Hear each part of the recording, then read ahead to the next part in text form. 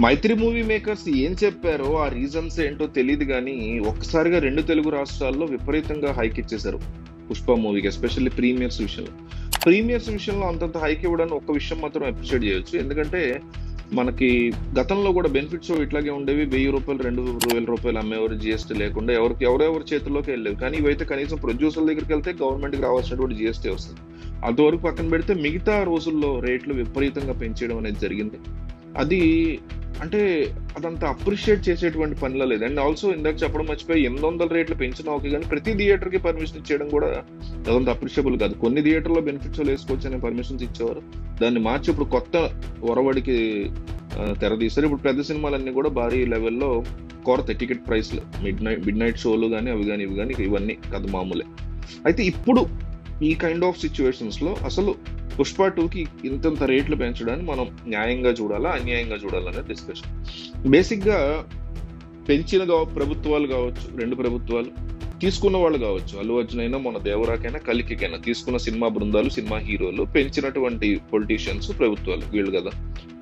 వీళ్ళందరూ కూడా ఏం చెప్తున్నారంటే సినిమా ఇండస్ట్రీ యొక్క పురోగతి కోసం చేసామని. ఇది ఖచ్చితంగా పచ్చి అబద్ధం, దారుణమైనటువంటి అబద్ధం. సినిమా పురోగతి కోసం చేసేవాళ్ళు నిజమైన ప్రభుత్వాలు ఏం చేస్తాయంటే, సరే ప్రొడ్యూసర్లు హీరోలు అంటే మరి వాళ్ళకి ఎట్లాగో వాళ్ళ సినిమాకే చేశారు కాబట్టి డబ్బా భజన చేస్తారు. కానీ ప్రభుత్వం అనేది ప్రజలందరూ ఎన్నుకున్నారు. సో వీళ్ళందరూ నిజంగా సినిమా పురోగతి కోసం, సినిమా యొక్క బెటర్మెంట్ కోసం చేయాలంటే పెద్ద పెద్ద సినిమాల టికెట్ రేట్లు పెంచడం కాదు. ప్రభుత్వం ప్రజలలో అవగాహనకు సంబంధించి, మీకు సమాజంలో ఎన్నో రకాల ఇబ్బందులు ఉన్నాయి. కరప్షన్ దగ్గర నుంచి చిన్నపిల్లలను నాశనం చేస్తున్నారు, ఇట్లాంటివి ఎన్నో ఉన్నాయి. హీరోల సినిమాలలో కంపల్సరీ కొన్ని సన్నివేశంలో ఒక్క సన్నివేశం దానికి సంబంధించి ఒక మెసేజ్ ఓరియంటెడ్ ఉండేలాగా చూసుకోవడం.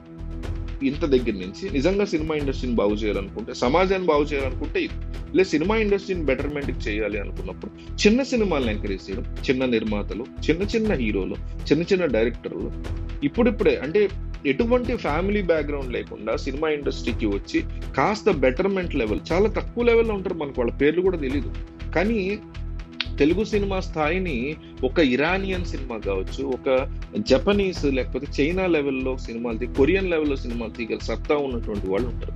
వాళ్ళని కాస్తంత మంచి సినిమాలు తీసేలాగా ఎంకరేజ్ చేయడం, వాళ్ళకంటూ సెపరేట్ సెక్ట్ పెట్టైనా వాళ్ళకున్న అవార్డులు ఇవ్వడం, వాళ్ళకి సంబంధించి ప్రభుత్వం ఏదన్నా హెల్ప్ చేయడం, వాళ్ళకి ఆర్థికంగా ఒక సినిమాని తీసేలాగా, అంటే ప్రభుత్వాల తరఫున ఏడాదికి ఒక 10 సినిమాలు మంచి వచ్చేలాగా వాటిని కంపల్సరీ ఆడించాలి థియేటర్లో, ఇట్లా లేదా ప్రతి ఓటీటీ తక్కువ రేటు కొనాలి, ఇట్లాంటివి ఏమైనా నిర్మించడం. ఇది నిజంగా సినిమా రంగం. సినిమా అనేది ఒక కళ, బేసిక్ గా ఒక కళ. దాన్ని ఒక బిజినెస్ గా చేసేసారు మన దౌర్భాగ్యానికి.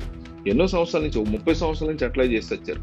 ఇప్పుడు మలయాళం సినిమా ఉంది, ఎంత బిజినెస్ ఓరియంటెడ్ ఉన్నా దానికంటూ ఒక ఫ్లేవర్ ఉంది, దాంట్లో కూడా ఒక మనసును హత్తుకునే లైట్ హార్టెడ్ మూవీస్ వస్తాయి. ఇప్పుడు తమిళ సినిమా ఉంది, అన్నిటికంటే పెద్ద కమర్షియల్ దరిద్రం అది, కానీ అందులో కూడా ఎంతో అణగారిన వర్గాల్ని పైకి తీసుకురాగల ఒక ఆలోచన ధోరణిని మార్చగల సినిమాలు బంగారు లాంటివి వస్తాయి. తెలుగులో ఎన్నో వస్తున్నాయి.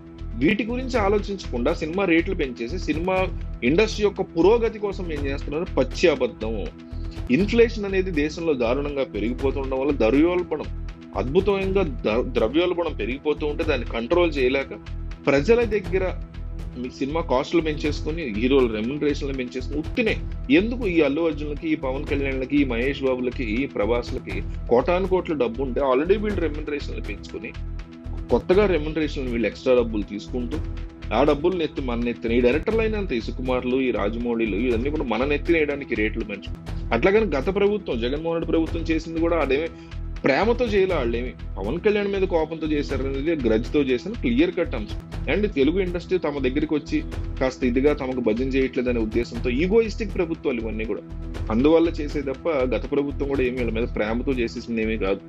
సో ఈ కైండ్ ఆఫ్ కబుర్లు మానేయాలి సినిమా ఇండస్ట్రీ పెద్దలు, ప్రొడ్యూసర్లు, హీరోలును, అవతల ప్రభుత్వాలు కూడా ఈ కైండ్ ఆఫ్ కబుర్లు. సినిమా ఇండస్ట్రీ పురోగతి గురించి మీరు టికెట్లు పెంచట్లేదు, మీకు ఉన్నటువంటి అండర్స్టాండింగ్స్ వల్ల పెంచుతున్నారు. అది కల్కి అనండి, దేవరా అనండి, రేపొద్దున పవన్ కళ్యాణ్ సినిమా వచ్చినా, ఇప్పుడు అల్లు అర్జున్ సినిమా, రామ్ చరణ్ సినిమా, ఏదైనా కూడా వీళ్ళు పెంచితే వాళ్ళకి ఉన్నటువంటి అండర్స్టాండింగ్స్ వల్ల, మహా అయితే జిఎస్టీ సొమ్ము వల్ల తప్ప. గత ప్రభుత్వంలో, జగన్మోహన్ రెడ్డి ప్రభుత్వంలో పెట్టినట్టు ఒక్క పాయింట్ మాత్రం డెఫినెట్లీ అప్రిషియేట్ చేయాలి. ఏ ప్రభుత్వం పెట్టినా అప్రిషియేట్ చేయాలి కొన్ని పాయింట్స్. అదేంటంటే ఏపీలో గనక మీ షూటింగ్ జరిగితే ఇట్లాంటి కొన్ని క్లాజెస్ పెట్టి అప్పుడు మీకు కాస్త రిబేట్ ఇస్తామని. అసలు ఇది పుష్ప అనేది ఒక కమర్షియల్ మూవీ, కల్కి అనేదైనా కాస్త out of the box, Devara కొద్దిగానే out of the box, Baahubali ఇలాంటివి definitely out of the box movies. కానీ ఇది ఒక కమర్షియల్ మూవీ, దీనికి ఇంత ప్రైస్ రేట్లు హైక్లు ఇవ్వడం డెఫినెట్లీ తప్పు.